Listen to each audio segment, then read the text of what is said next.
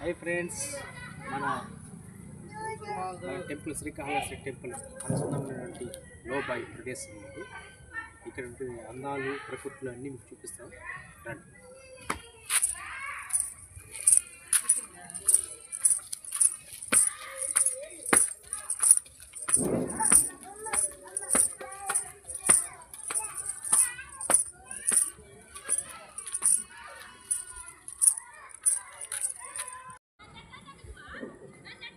లోపల చూడండి ఎలా ఉంది. కోనేరండి, మధ్యలో ఈశ్వరుడు. ఇది చాలా